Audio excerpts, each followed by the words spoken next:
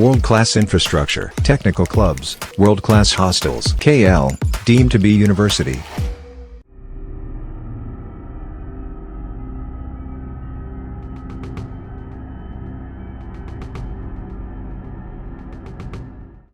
చిత్తూరు జిల్లా పలమనేరు పట్టణంలోని టీవీఎస్ షోరూంలో ఓ వింత ఘటన చోటు చేసుకునింది.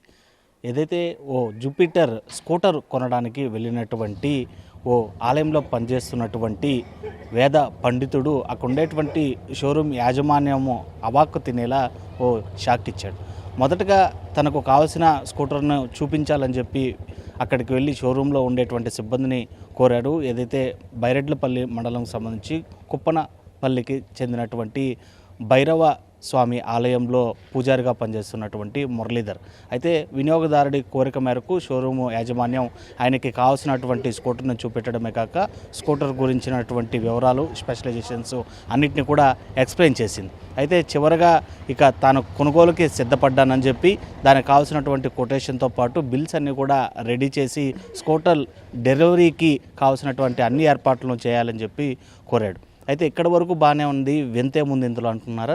ఫైనల్గా ఏదైతే స్కూటర్ని డెలివరీకి సిద్ధం చేసినటువంటి సిబ్బంది మురళీధర్ వినియోగదారుడు ఎవరైతే ఈ వేద పండితుడిగా పనిచేస్తున్నాడో ఆయన్ని బిల్ పే చేయాలని చెప్పి కూడా కోరడం జరిగింది. అంటే అమౌంట్ని కట్టమని చెప్పి కూడా 1,30,000 రూపాయలు అమౌంట్ కట్టమని చెప్పి ఆయనకి రిసిప్ట్ చేతికి అందించిన తర్వాత సంచుల కొద్ది చిల్లర నాణ్యాలను షోరూమ్ యాజమాన్యానికి అప్పగించాడు మురళీధర్ ఆచార్యులు. తాను 3 ఏళ్లుగా పనిచేస్తున్నటువంటి ఆలయంలో భక్తులు సమర్పించినటువంటి కానుకలను నాణ్యాలను ఒక్కసారిగా కూడా షోరూమ్ వారికి 1,30,000 యావత్తు పూర్తిగా కూడా చిల్లర నాణ్యాల కింద అంటే రూపాయి, 2 రూపాయలు, 5 రూపాయల నాణ్యాల కింద చెల్లించడంతో ఒక్కసారిగా వాటిని చూసి షోరూమ్ యాజమాన్యం అవాక్కయ్యారని చెప్పొచ్చు. వాటిని ఏ విధంగా లెక్కపట్టాలి మేము అని చెప్పి ఒక్కసారిగా మొదటగా ఈ మురళీధరాచార్యుల పైన కొద్దిగా కోపము ఆవేశం వ్యక్తం చేసినప్పటికీ ఖచ్చితంగా డబ్బు నగదు ఏ రూపంలో చెల్లించినా కూడా యాక్సెప్ట్ చేయాల్సినటువంటి పరిస్థితి అక్కడ ఉంది కాబట్టి కాసేపటికి కూలైనటువంటి షోరూమ్ యాజమాన్యం అందరూ కలిసి చివరికి చేసేదేమీ లేక చిల్లర నాణ్యాల్ని లెక్కబెట్టేటువంటి పనిలో పడ్డారు.